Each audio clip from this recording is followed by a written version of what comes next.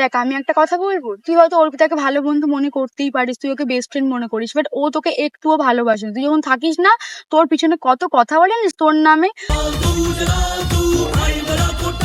তুই আমার সাথে আমাকে বলে দিবি নাকি? হ্যাঁ হ্যাঁ, যা যা বাড়ি যা। দেখ শ্রেয়া, তোকে একটা কথা বলি, প্রিয়া কিন্তু এই কথাটা একদম ঠিক বলেনি। তুই ওর বেস্ট ফ্রেন্ড, তুই ওকে বলতেই পারিস যে ও কার সাথে মিশবে কি মিশবে না, বাট ও তোকে বলছে তোর রাইট নেই কোনো আমার পার্সোনাল লাইফে ইন্টারফেয়ার করার। এটা কিন্তু খুব ভুল বলেছে কথাটা। হ্যাঁ, রিয়া তো তোর নামে বলছিল কি তোর নাকি ক্যারেক্টার খারাপ, তুই নাকি প্রত্যেকদিন অন্যান্য ছেলের সাথে ঘুরে ঘুরে বেড়াস। তুই কিন্তু ওকে বলবি না যে আমি তো এই কথাগুলো বলেছি বলে, তাহলে কিন্তু ওর সাথে আমার সম্পর্ক খারাপ হয়ে যাবে। ব্যাপারটা তো বুঝতেই পারছিস না। না, আমি ওসব লাগান ফাগান করি না। হ্যাঁ, আমি ওসব কাউকে কিছু বলবো না, কারোর কথা। তুমি নিশ্চিন্ত থাকো। হ্যালো, এই ছোট ভাই শোন, তোকে একটা কথা বলার আছে জানিস। ছোট একদিন আমার মায়ের কাছে এসে তোর নামে কত উল্টো পাল্টা কথা বলছিল। আমার মা কিন্তু কিছু বলেনি, আমার মা খালি হুঁ হ্যাঁ বলে কথাগুলো শুনেছে। শোন কি কি বলেছে।